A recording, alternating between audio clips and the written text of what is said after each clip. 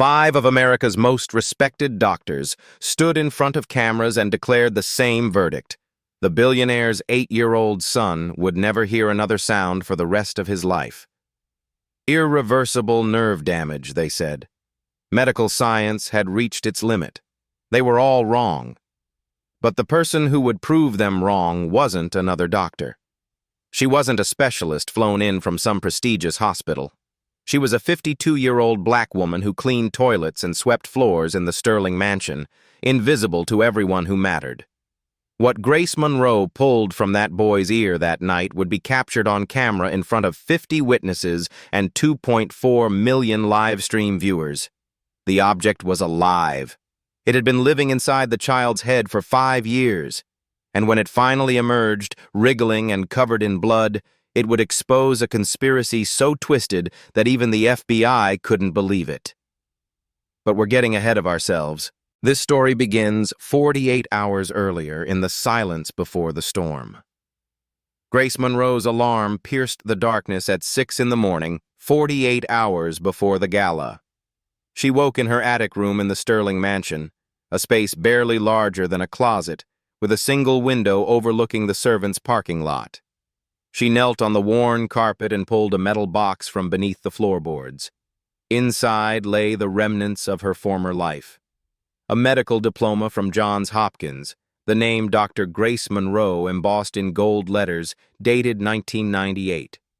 A newspaper clipping from 2015, The Child Whisperer Saves Conjoined Twins, with a photograph of Grace in surgical scrubs, younger, radiant. Another clipping from 2019, Renowned surgeon's son dies during emergency procedure. And finally, a photograph of Grace holding her 12-year-old son David at a hospital charity event, both smiling. Grace's fingers traced David's face as the memory crashed over her. December 14, 2019. David choking at dinner, his face purple, hands clawing at his throat. Anaphylactic shock from a hidden cashew. Grace grabbing her medical bag, her hands moving through the emergency cricothyrotomy she'd performed 200 times on other children. But David was hers, and her hands shook, and the blade went too deep, and she watched her son's carotid artery spray blood across the kitchen tiles while he looked into her eyes and died in 90 seconds. The medical board's verdict came 6 weeks later. Gross negligence, license suspended indefinitely. Grace closed the box and pushed it back. She dressed in her gray uniform and became invisible. The memory haunting her today happened 6 months ago. She'd been watching news in a shelter when she saw the press conference. Mount Sinai Hospital, 5 doctors behind a long table like judges. Dr. Robert Hayes, Chief of Medicine. Dr. Catherine Morrison, Neurologist. Dr. James Wu, Pediatric Surgeon. Dr. Sarah Klein, Audiologist. Dr. Richard Pemberton, ENT Specialist. After 4 years of testing, Dr. Hayes said, 12 MRIs, 8 CT scans, we have reached a unanimous conclusion. Alexander Sterling's auditory nerve shows complete degeneration. The damage is irreversible. Dr. Morrison added, we've consulted Johns Hopkins, Mayo Clinic, Mass General. All agree surgical intervention would be futile. Dr. Klein delivered the final blow. In 30 years, I've never seen nerve damage this extensive in a child. Alexander Sterling will never hear. Not with current technology, not with cochlear implants, not with any treatment we know. Victoria Sterling sat in the front row, dabbing her eyes. So there's no hope? Dr. Pemberton shook his head. Your son will be profoundly deaf for life. We recommend sign language and adaptive technologies. Headlines screamed the next day, Billionaire's son sentenced to lifetime of silence. Victoria gave a tearful interview. Alexander will never hear me say I love you, but we'll give him the best life possible. Grace watched that conference 3 times. Something nagged at her. The way Victoria's tears didn't reach her eyes, the way the boy tracked conversations with his gaze, reading lips with desperate intensity, the way the diagnosis felt too neat, too final. So Grace applied for housekeeping at the Sterling estate, under false references. Maria Rodriguez, the head cook, hired her without checking because good help was hard to find. For 6 months, Grace watched. 3 days ago, while cleaning Victoria's bathroom, she found it. The prescription bottle in the trash. Ivermectin. For veterinary use only. Do not use it in humans. Refilled 2 weeks ago, third refill in a pattern going back years. Why would the stepmother of a deaf child need veterinary antiparasitics refilled for 5 consecutive years? Grace photographed it with her untraceable flip phone. She searched the cabinet. More ivermectin bottles spanning 5 years. Brazil travel documents from March 2019, Rio de Janeiro, 2 weeks before Alexander's 3rd birthday. Medical correspondence showing Dr. Pemberton recommending scans and surgery, Victoria declining everything. Too risky. Too invasive. Then Grace found the journal. Victoria's handwriting was precise, cold. March 15, 2019. Phase 1 complete. Boy is deaf. James suspects nothing. Timeline to inheritance, 10 years. November 3, 2024. Alex turns 18 in 2034. Must maintain devoted stepmother performance. Dr. Pemberton remains useful. His incompetence is an asset. Grace photographed every page. The bathroom door handle turned. Grace shoved the journal back, grabbed the toilet brush, started scrubbing. Victoria Sterling walked in, silk robe whispering against marble. "Grace, isn't it?" The quiet one. "Yes, ma'am," Grace said, eyes down. "Good. I like servants who know their place. Now get out." Grace left with her head bowed, but her jaw clenched so tight her teeth ached. She knew now. She knew what Victoria had done to Alexander Sterling. And she knew if she didn't act soon, that child would die exactly as Victoria planned. She had 2 days to figure out how. The private medical wing occupied the entire east side of the Sterling Mansion's 2nd floor. At 2 o'clock that afternoon, Grace scrubbed marble tiles near the examination room door when Dr. Pemberton arrived for Alexander's monthly checkup. James Sterling stood by the window checking his phone. Victoria sat on the leather sofa, legs crossed, face arranged in concerned devotion. Alexander perched on the examination table, small hands gripping the padded edge, eyes tracking every movement. Dr. Pemberton pulled out his otoscope with theatrical flourish. "Let's take a look, shall we?" He inserted it into Alexander's right ear, peered through the lens for 5 seconds, then withdrew. "Same as always," he announced. "The auditory nerve damage is permanent. We've tried every treatment available." James set down his phone. "What about those stem cell trials at Mayo Clinic?" Victoria's voice cut sharp. "Darling, we've discussed this. Alexander is too fragile for experimental procedures." Grace continued scrubbing the same tile, watching reflections in the chrome equipment stand. She'd seen Dr. Pemberton's examination. 5 seconds with a pen light. No tympanometry, no pressure tests, no actual diagnostics. And in that brief moment when light hit the right angle, Grace saw it. Movement. A tiny pulsing rhythm inside the ear canal. The words escaped before she could stop them. A whisper in Mandarin. Impossible. But the acoustics carried. Dr. Pemberton's head snapped toward her. Did the maid just speak? Victoria's eyes narrowed. "Grace, you're dismissed." Grace should have left, should have kept silent. But she looked at Alexander, and Alexander looked back with desperate, pleading eyes, and her body betrayed her. She stood. "Mr. Sterling, with respect, has Dr. Pemberton performed a tympanometry test?"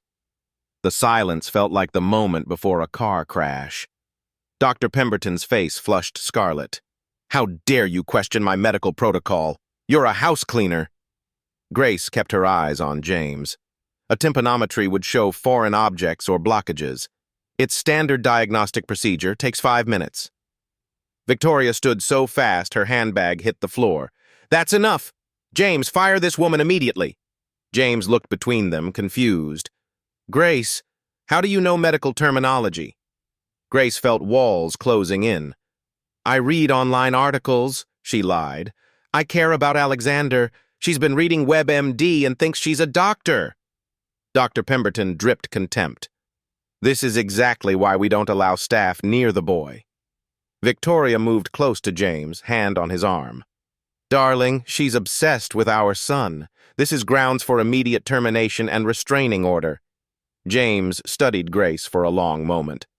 Grace, I appreciate your concern, but you've overstepped. Please restrict yourself to housekeeping duties. Grace bowed her head. Yes, sir. She gathered her supplies and turned to leave. As she passed the examination table, Alexander's hands moved in quick gestures. American Sign Language. Please, he signed. Help me. Grace's heart shattered. That evening in the kitchen, Maria set down her knife when she saw Grace's face. Mija, you almost got fired. Why risk everything? Grace checked the doorway was empty. That boy is suffering. Victoria is hiding something. What you mean? Grace showed Maria the photographs on her flip phone. Ivermectin bottles, journal entries, medical refusals. Maria made the sign of the cross. Dios mío. But Grace, you're just a maid. What can you do? Grace's hands trembled. Maria, if I tell you something, you must never repeat it. Maria nodded. My real name is Dr. Grace Monroe. I was chief of pediatric surgery at Johns Hopkins. I performed 3,000 surgeries on children. They called me the child whisperer because I never lost a patient. Maria's eyes widened. Until I lost my own son, Grace continued, voice breaking. Emergency tracheotomy at home. My hands shook. I cut it wrong. He bled out in my arms. The medical board destroyed me. I came here to disappear. But I can't watch another child die. Maria took Grace's hands in her own. Then you don't disappear. You fight. If I expose myself, Victoria will sue me for fraud, practicing without a license. If you do nothing, Maria interrupts fiercely, that boy dies. You think you can live with that? Grace closed her eyes. I need to examine Alexander. Alone. Maria thought for a moment. The gala dinner tomorrow night. Mrs. Victoria will be busy with donors. I can distract the staff. Maybe 30 minutes. Grace nodded. 30 minutes is all I need. But at 10 o'clock that night, Victoria summoned Grace to her private study. Victoria sat behind an antique desk, wine glass in hand, manila folder in the other. The room smelled of old books and expensive perfume. Close the door, Victoria said. Grace obeyed. Victoria sipped wine slowly, eyes never leaving Grace's face. I've been doing research on you, or should I say, Dr. Grace Monroe. The floor dropped away. Yes, Victoria continued, smile sharp. I know exactly who you are. Former child whisperer, current child killer, your son David. Such a tragic story. You failed the one surgery that mattered. Grace's hands clenched. How did you... I make it my business to know everything about people in my home. Victoria opened the folder, spreading photographs across the desk. Newspaper clippings, medical board documents, David's death certificate. Here's what's going to happen. You will never mention Alexander's care again. You will not speak unless spoken to. You will remain invisible. Because if you don't... Victoria slid a document forward. I will send this dossier to every medical board, every news outlet, every social media platform. I will make sure the world remembers Dr. Grace Monroe as the butcher who killed her own child. I will destroy whatever pathetic life you've built, Grace whispered. Why are you doing this? Victoria leaned back, savoring the moment. Because I can.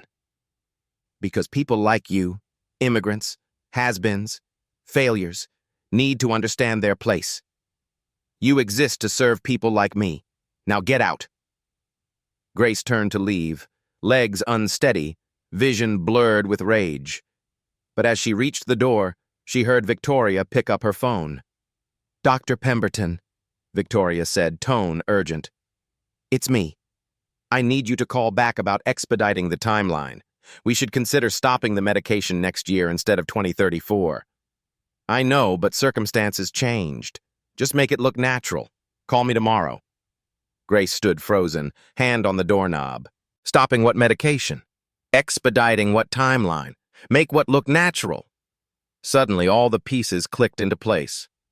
The ivermectin, the 5-year pattern, the refusal of imaging tests, the timeline to inheritance.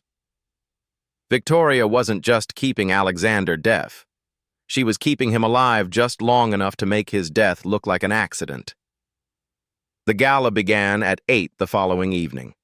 Grace watched from the kitchen as 50 donors filled the grand hall, their laughter echoing off marble columns while a string quartet played Vivaldi. Victoria moved through the crowd in her emerald dress, smile practiced and perfect. Maria squeezed Grace's shoulder. Now, everyone's distracted. 30 minutes before staff rotation. Grace slipped up the servants' staircase, heart hammering. Alexander's bedroom was on the 3rd floor, far from the party. She'd stolen an otoscope from the medical wing that afternoon. The boy's door was unlocked. Alexander sat in his window seat reading by lamplight. When Grace entered, he looked startled. Then his hands moved. "Who are you?" Grace signed back, her ASL rusty. "My name is Grace. I'm a doctor. I want to help you." Alexander's eyes widened. "You know sign language?" Grace nodded. "Will you trust me?"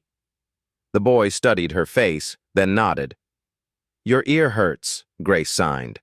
"Every day." Alexander's expression crumbled. "Yes. But Victoria says I'm imagining it. Phantom pain from nerve damage. May I look?" Alexander hesitated, then nodded. Grace pulled out the otoscope, turned on its light, gently inserted it into Alexander's right ear. She adjusted the angle, peering through the lens. What she saw made her breath stop. 8 millimeters deep in the ear canal, partially obscured by inflamed tissue, was a small, dark opening. Moving, pulsing, contracting and expanding in steady rhythm. A posterior spiracle, a breathing hole. Something was alive in there. Grace withdrew the otoscope slowly. "There's something living in your ear. A parasite. Been there for years." Alexander's hands trembled. "A bug?" Grace nodded. "A larva. It's eating your tissue and blocking your hearing. But I can remove it. Will it hurt?" "Yes. But not as much as 5 more years of this." Alexander's next question came slowly, fingers forming each letter with terrible certainty. "Victoria put it there, didn't she?" Grace felt ice water flood her veins. "What makes you say that?" Alexander's eyes filled with tears. "I remember. I was 3. Brazil. Sleeping in the hotel. Something landed on my face, crawling. I woke up crying. Victoria stood over my bed. She said, 'Shh, just a dream, go back to sleep.' But I saw her face. She was smiling." Grace pulled the boy into her arms and held him. After Alexander slept, Grace went to the library parking lot and accessed their Wi-Fi. She searched botfly larvae, Dermatobia hominis, human myiasis cases in Brazil. Read about life cycle, symptoms, treatment protocols. Then I searched for ivermectin usage in parasite maintenance. The veterinary journals were clear. Low-dose ivermectin administered regularly could keep parasitic larvae alive indefinitely while preventing full maturity. Used in research to study parasites without killing specimens. Victoria hadn't been treating the infection. She'd been preserving it. Grace pulled up the timeline. In March 2019, Alexander was infected in Brazil at 3. 5 years of ivermectin keeps the larva alive but small, blocking the ear canal enough to cause deafness but not life-threatening infection. Victoria's plan was to stop medication in 2034 when Alexander turned 18. But Victoria just moved that timeline to next year. What happens when ivermectin stops? The larva grows rapidly, reaching full maturity in weeks. At 25 millimeters, it ruptures through tissue, causing massive infection, septic shock, organ failure, death, looking completely natural. Undiagnosed parasitic infection. No foul play. Just a grieving widow inheriting $500 million.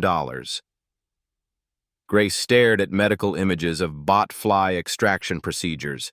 She made her decision. She couldn't wait. Couldn't gather more evidence. Couldn't go through proper channels because Victoria would destroy her first. She would expose Victoria tomorrow night at the gala, in front of witnesses, on camera.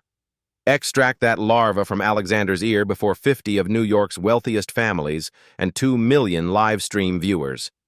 It was insane, dangerous. Would expose her identity and destroy whatever anonymity remained. But it was the only way to save that child's life. Grace closed her laptop and looked at David's photograph on her nightstand. "I couldn't save you," she whispered. "But I can save him." Grace Monroe entered the Grand Hall at 8:15, exactly 15 minutes after Victoria's opening speech began. She wore her gray maid's uniform and carried a medical bag she'd assembled from supplies stolen over the past week. 50 guests sat at round tables draped in white linen, their faces turned toward the stage where Victoria stood bathed in the spotlight. Maria caught Grace's eye from the kitchen entrance and gave a small nod. The distraction was in place. Victoria's voice filled the room through the sound system, honey-sweet and practiced. "And that's why the Sterling Foundation for Deaf Children means so much to me personally. My stepson Alexander has taught me that disabilities don't define us, they—" Grace walked straight down the center aisle. Heads turned. Whispers rippled through the crowd. "A maid," someone said. "What's she doing?" Victoria's eyes found Grace, and for one fraction of a second, Grace saw pure panic flash across that perfect face before the mask returned. "Security!" Victoria called out, her voice sharp. "Remove this woman!" But Grace had already reached the stage. She climbed the 3 steps, crossed to the podium, and took the microphone from Victoria's hand. "Ladies and gentlemen," Grace said, her voice steady and clear. "My name is Dr. Grace Monroe. I have an urgent medical announcement about Alexander Sterling." Chaos erupted. Security guards started moving through the crowd. Guests pulled out their phones. Someone started a live stream. James Sterling's face appeared on the massive video screen behind the stage, his video call from Tokyo suddenly the center of attention. "Wait," he said, his voice booming through the speakers. "The Dr. Grace Monroe? The child whisperer from Johns Hopkins?" Victoria's face had gone pale. "James, she's an imposter. She's our maid. She's mentally—" Grace cut her off. "Mr. Sterling, I was chief of pediatric surgery at Johns Hopkins. I gave up my career after a tragic mistake 5 years ago. I've been working in your home for 6 months under an assumed name. But tonight, I cannot stay silent anymore." The room had gone completely still. 50 faces stared at Grace. The live stream counter on someone's phone showed the number climbing.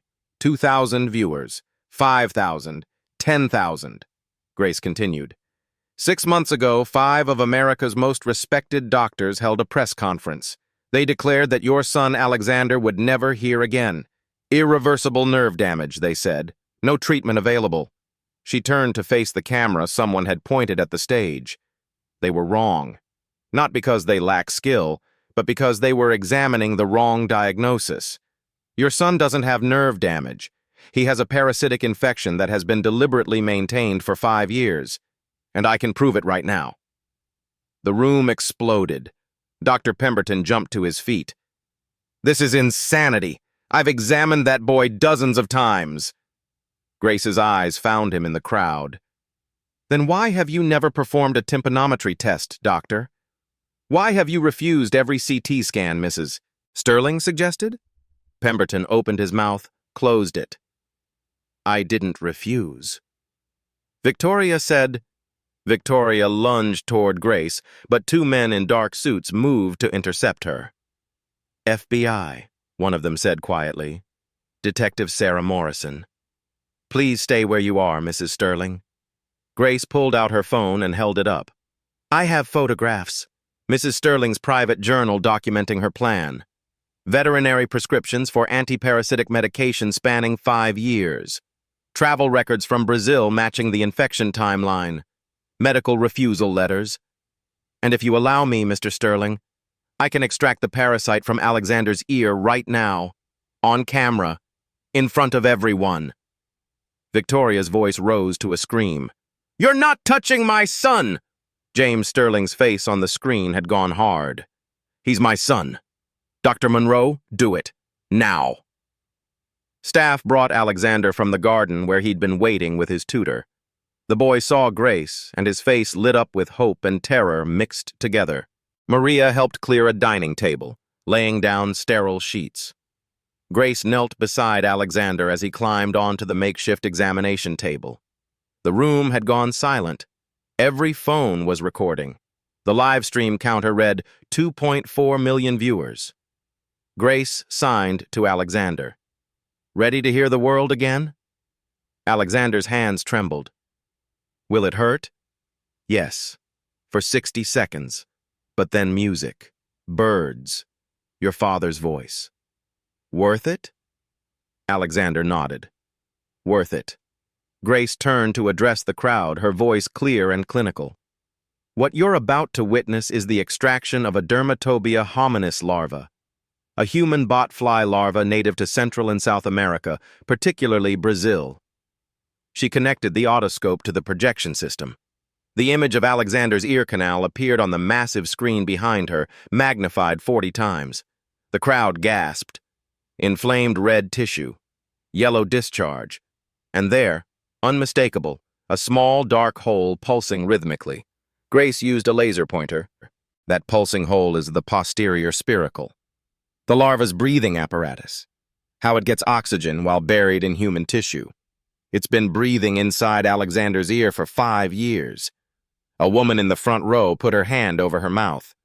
Oh my God, it's breathing! Grace pulled out a jar of petroleum jelly. The extraction technique is called occlusive therapy. I'll cover the spiracle, cutting off the oxygen supply. When it can't breathe, survival instinct forces it to back out for air. Then I extract it with surgical forceps. James Sterling's voice came through the speakers.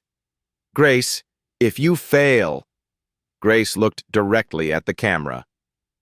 I won't fail, Mr. Sterling. I've done this before. Trust me. She applied thick petroleum jelly to Alexander's ear canal, sealing it completely. The timer started. The room held its breath. 10 seconds. Nothing. 20 seconds. Alexander winced. It's moving. Grace kept her voice soothing. That's good. Stay very still. 30 seconds. On the projection screen, the tissue began to bulge. 40 seconds. The bulge grew. Something white emerging. Someone in the crowd screamed. 50 seconds. A segmented white body pushed through the jelly. 60 seconds.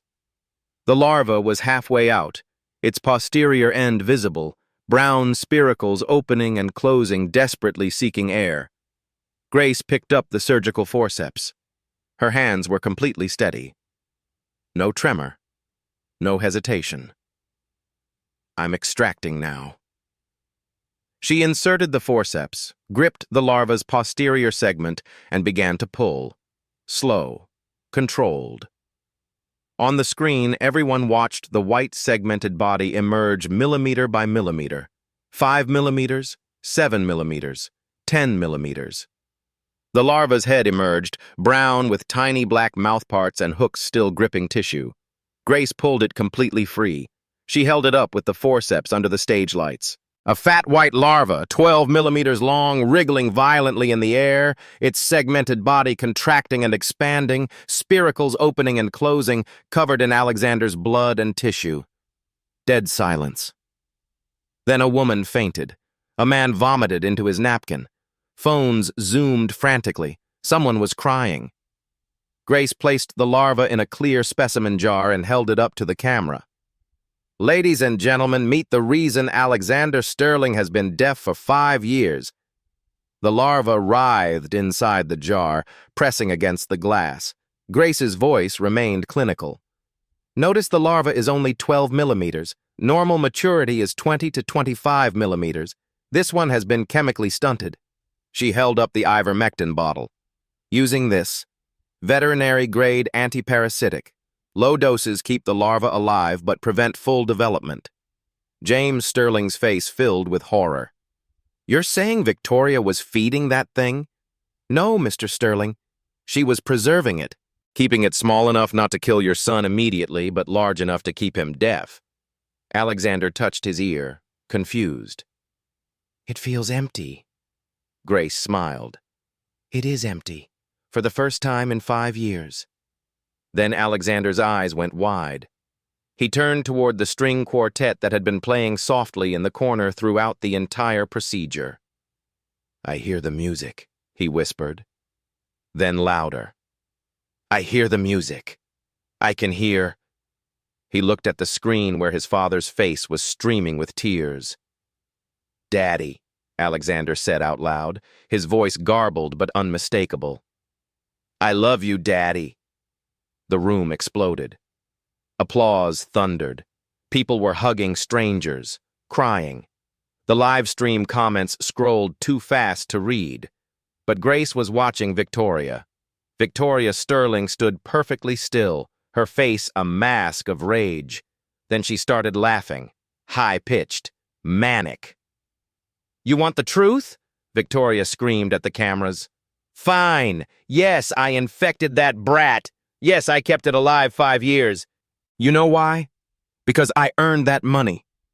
5 years playing stepmother to a child I never wanted.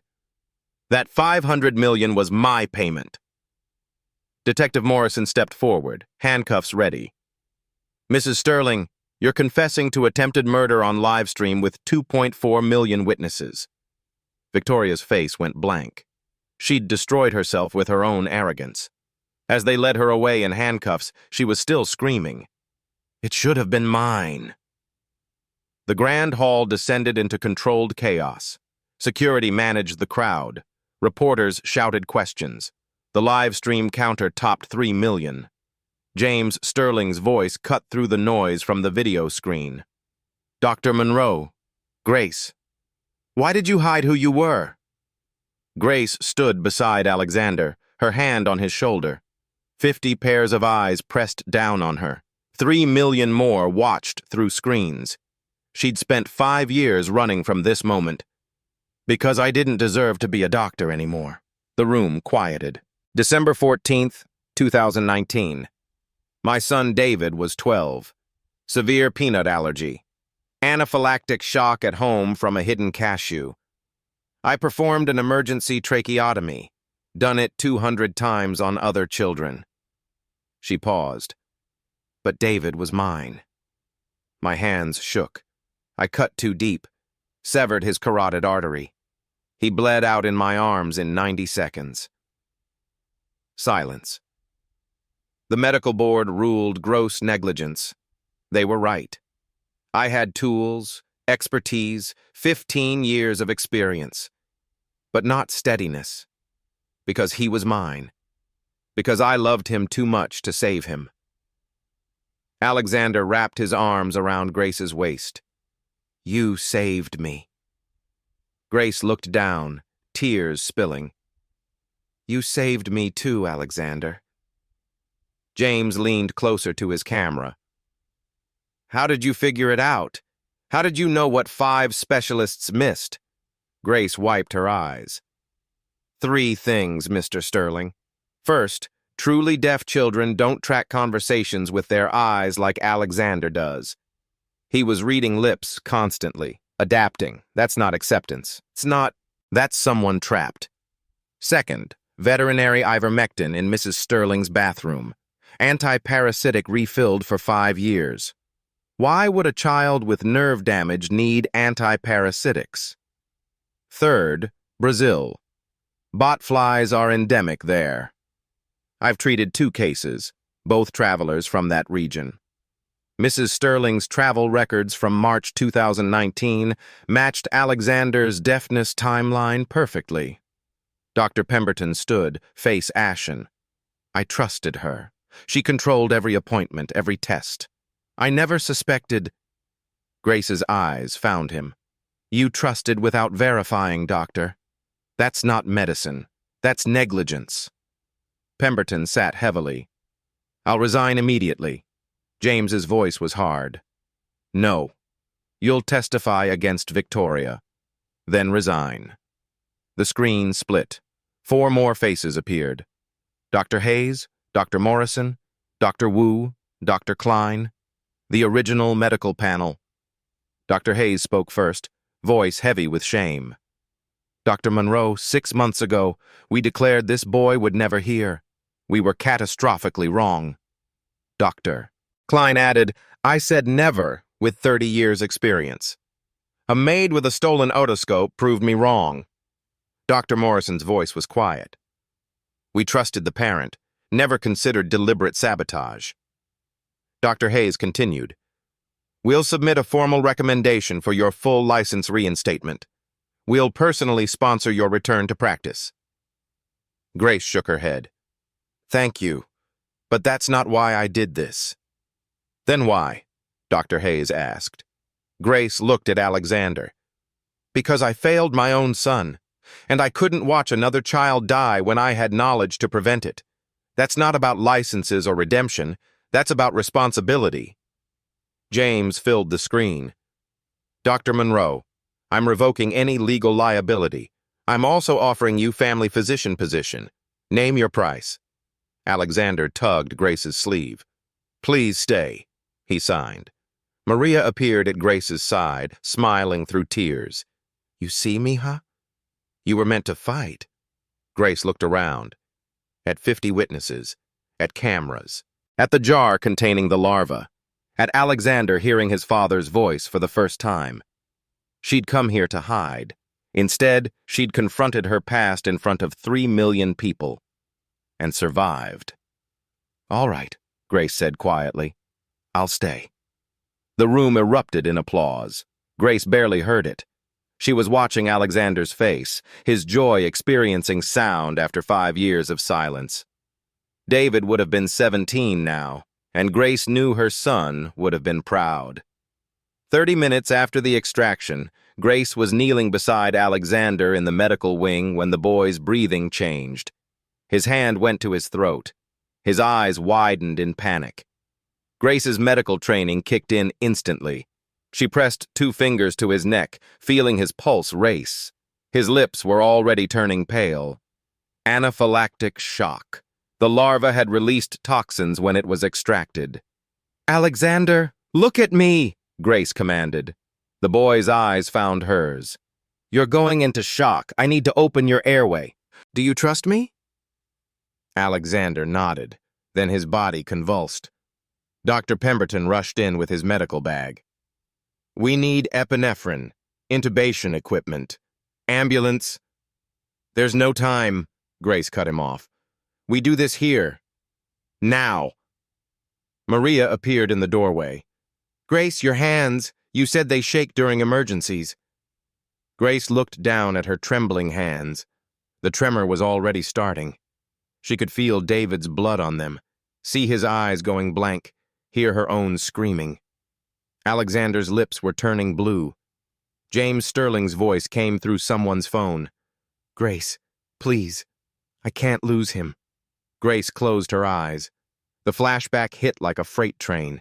David's face turning purple, her hands fumbling with the scalpel, blood spraying across the kitchen tiles.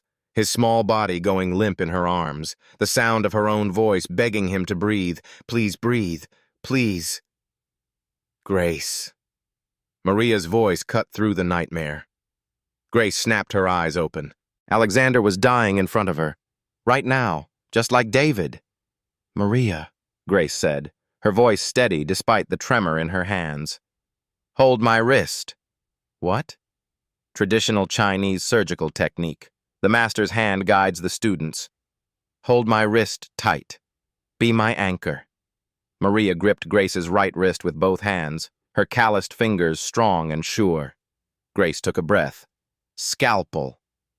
Dr. Pemberton placed the sterile scalpel in her palm. The metal felt cold and familiar. Grace positioned it over Alexander's throat, finding the cricothyroid membrane by touch. Her hand shook. Maria's grip tightened. "I got you, mija." Grace pressed the blade to skin. Her hand trembled. She saw David's face, heard his choking, felt his blood. No. Grace closed her eyes and whispered to her son's spirit, "David, if you can hear me, guide my hand. Help me save him." Maria's grip was steel. "Steady," she murmured. "You got this." Grace's hand stopped shaking. She made the incision. Clean, precise, exactly the right depth. Blood welled but didn't spray. She inserted the tube into the opening, one smooth motion, and air rushed into Alexander's lungs. The boy's lips went from blue to pink. He gasped, coughed, breathed. Grace collapsed forward, her forehead against the examination table, sobbing. "Thank you, David. Thank you." The room erupted in applause for the second time that night. But Grace barely heard it. She was crying too hard. The FBI forensics laboratory in Manhattan smelled like chemicals and cold metal. Detective Sarah Morrison had rushed the larva specimen there immediately after Victoria's arrest. Grace and James Sterling arrived at dawn, neither having slept. A forensic entomologist named Dr. Patricia Wells held the specimen jar up to ultraviolet light. "Fascinating," she murmured. "This is no ordinary botfly larva." Grace stepped closer. "What do you mean?" Dr. Wells pointed to small fluorescent spots visible under the UV light. "See these blue markers? That's a tracking dye used in entomological research. This larva came from a controlled laboratory environment." Detective Morrison leaned in. "Can you trace it?" Dr. Wells nodded. "The dye signature is unique to each facility. This one matches Biogen Labs in Rio de Janeiro. They were shut down in 2020 for illegal human experimentation." Grace felt ice in her veins. So Victoria bought this deliberately. Morrison pulled out a laptop. "We subpoenaed Mrs. Sterling's financial records overnight. She paid $50,000 to a consultant in Brazil on March 2, 2019, 2 weeks before the family vacation. She showed Grace the email trail. Victoria had written, 'Need slow-acting, undetectable method. Child must appear naturally ill.' Timeline, 15 years. The consultant's response, Dermatobia hominis larva, genetically marked for tracking, administered during sleep.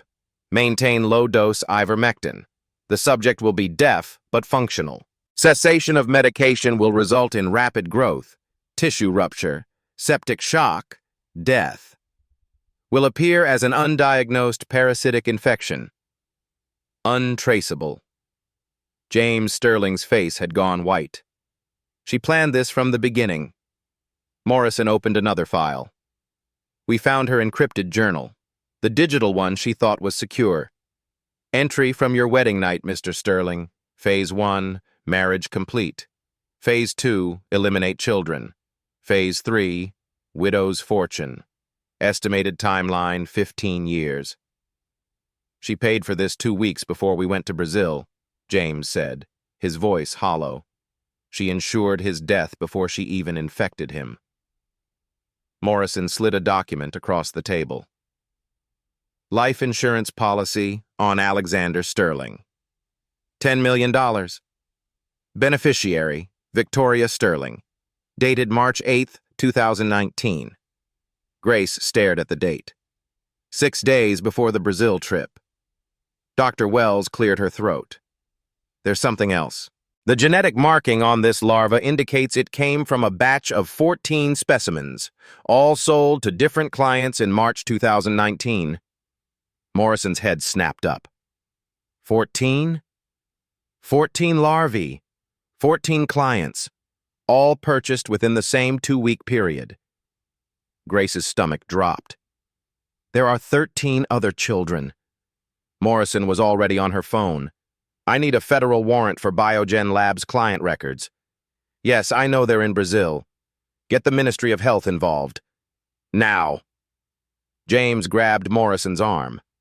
Those children could be dying right now. I know, Morrison said grimly.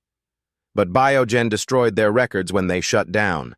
The only way to get client names is if Mrs. Sterling cooperates.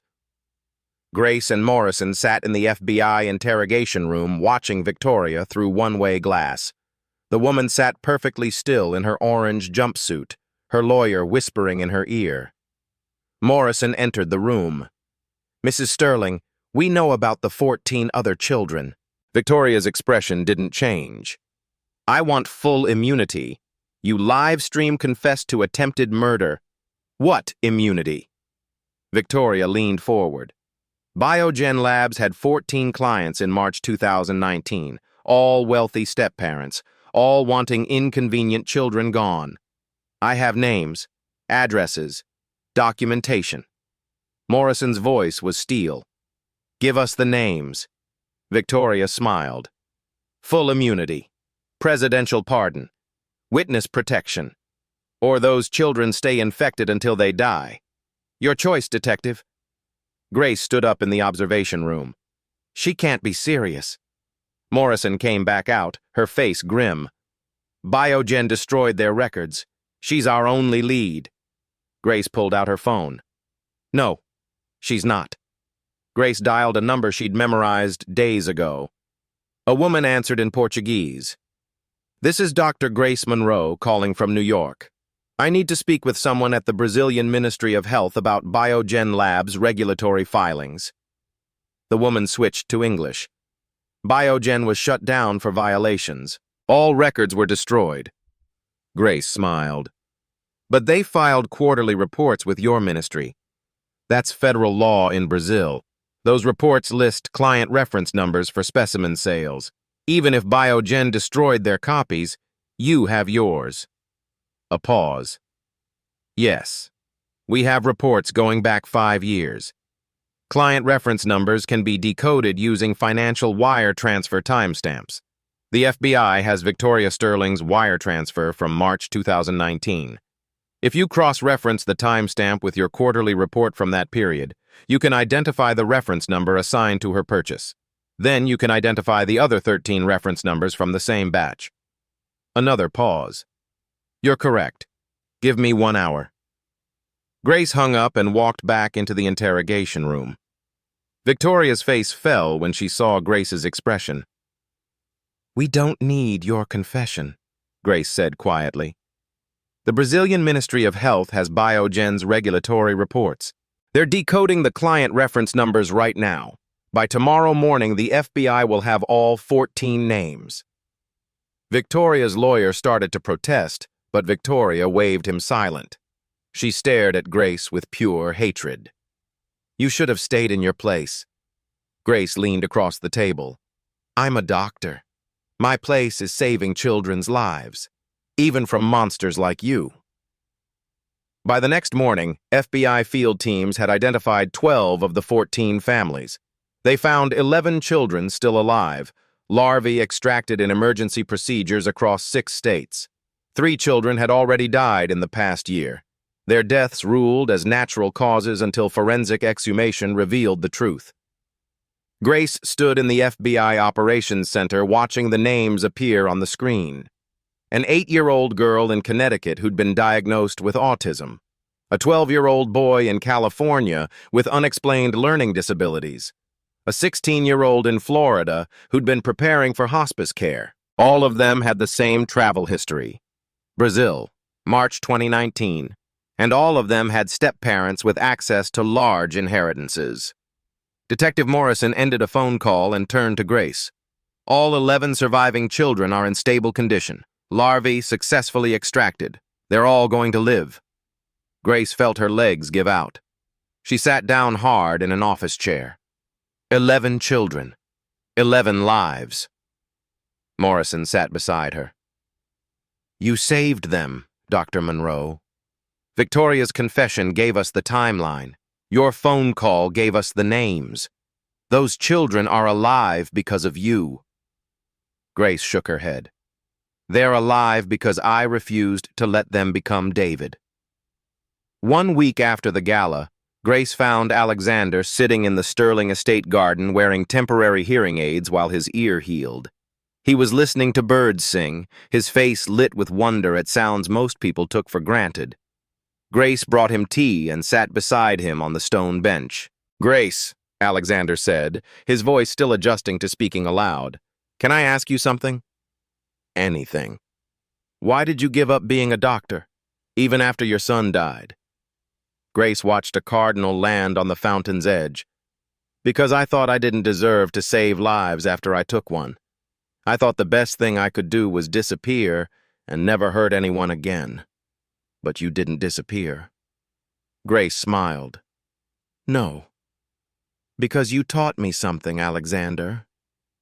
"What?" "That redemption isn't about erasing the past. It's about honoring it. I couldn't save David. But because I loved him so deeply, I learned to recognize when a child needs saving. You were that child." Alexander leaned against her shoulder. "Will you stay? My dad wants you to be our family doctor. I'm not licensed anymore." James Sterling emerged from the house, overhearing. "Already in motion, Dr. Monroe. A medical board hearing is scheduled for next month. Every major hospital in the country is writing recommendations. You'll have your license back by Christmas."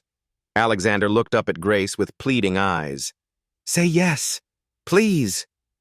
Grace felt something break open in her chest, something that had been locked tight for 5 years. "Yes," she said. "I'll stay." 2 months later, Grace stood in a federal courthouse as Judge Patricia Carter read Victoria Sterling's sentence. The courtroom was packed with families of the 11 surviving children. "Victoria Sterling, you have been found guilty of attempted murder, child endangerment, conspiracy to commit fraud, and filing false insurance claims. This court sentences you to 25 years in federal prison without possibility of parole." Victoria's face remained emotionless. "I'd do it again," she said flatly. Judge Carter's eyes hardened. Furthermore, 14 children were identified in this conspiracy. 11 survived due to Dr. Grace Monroe's intervention. 3 died before they could be reached.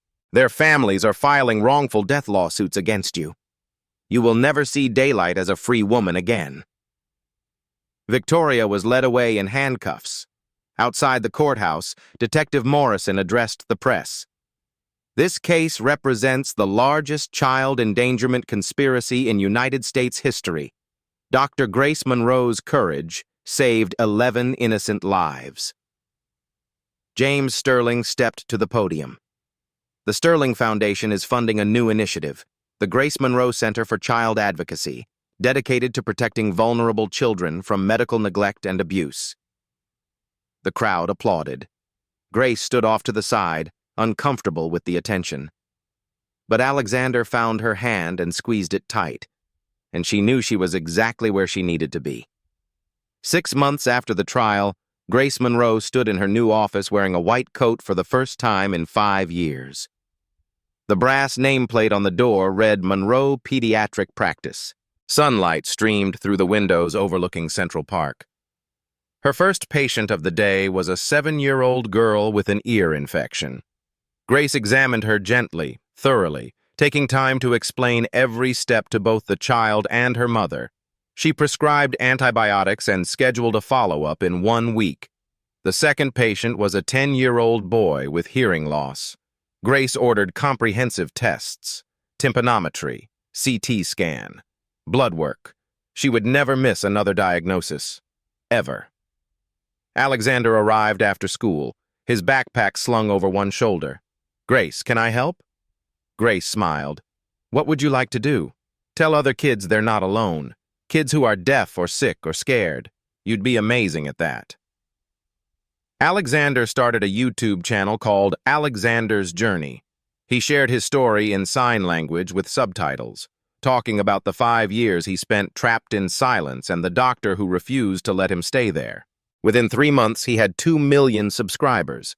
Within 6 months, he'd become a national advocate for child abuse prevention, testifying before Congress about medical neglect. Maria appeared in Grace's office doorway, now serving as office manager. "Dr. Monroe, we have 53 new patient requests today, all from families who saw the news coverage." Grace looked at her appointment book, already filled for the next 2 months. "Tell them we'll see every single one." That weekend, James Sterling hosted a reunion at the estate for the 11 families whose children had been saved. Kids ranging from 6 to 16 years old ran through the gardens, playing together, laughing, living. Grace watched from the terrace as parents gathered around her. A mother from Connecticut approached first. "My daughter was diagnosed autistic at 4. 4 years of speech therapy, behavioral intervention, special schools. Then the FBI showed up and pulled a larva from her ear. She's not autistic. She was just deaf. Her stepfather's new wife did it. A father from California joined them. My son's stepmom told us he had a brain tumor. We were planning his funeral. Then your phone call saved his life." A grandmother from Florida, her voice breaking. "We never suspected. She seemed so devoted, so loving. How do you learn to trust again after that?" Grace took the woman's hands. "You learn by celebrating what you have now. These children are alive. They're thriving. That's what matters." The 11 children found Grace on the lawn and surrounded her in a group hug. "You're like a superhero," a 6-year-old boy said. Grace laughed through tears. "No, sweetheart, I'm just a mom who lost her child and refused to let it happen to anyone else." That evening, Dr. Robert Hayes gave the keynote address at a medical conference in Boston. "The Sterling case taught us a humbling lesson," he told the audience of 500 physicians. 5 of us with 150 years of combined experience declared a child would never hear. We were catastrophically wrong. Why? Because we trusted the parents. We trusted the medical history. We never considered deliberate sabotage. Dr. Grace Monroe, who lost her license after a tragic mistake, did what we couldn't. She questioned everything. Grace sat in the audience as he spoke. When Dr. Hayes recognized her, the entire conference rose in standing ovation. Dr. Catherine Morrison approached the microphone next. "I was one of the doctors who said, 'Never.' I was wrong. Dr. Monroe proved that medical certainty can become medical arrogance. From this day forward, we question everything. That is Dr. Monroe's legacy to our profession." Grace knelt at David's grave on a Sunday afternoon, placing fresh flowers beside his headstone. The autumn sun cast long shadows across the cemetery. She heard footsteps behind her. "Hey, baby," Grace said softly. "I brought someone to meet you." Alexander sat beside her on the grass, quiet and respectful. "This is David," Grace said. "He would be 17 now. He would be so proud of you." "I wish I could have met him," Alexander sighed. "In a way, you did. Every time I looked at you, I saw him. That's why I couldn't walk away." Grace's voice shifted, becoming the narrator's voice that had guided this story from the beginning. "People often ask me if I've forgiven myself for David's death. The answer is no. I don't think I ever will. But I've learned that forgiveness isn't the goal. The purpose is." Victoria Sterling thought wealth and status put her above justice, but she underestimated one thing: the unstoppable force of a mother's love, even when that mother has lost her own child. 11 children are alive today because I refused to let grief silence me. That's not redemption. That's my responsibility. If you're watching this and you've experienced loss, tragedy, or failure, don't let it end your story. Let it become the reason you fight for someone else's story. The world is full of Victorias, people who harm the vulnerable because they think no one is watching. But there are more of us, people who've been broken and rebuilt.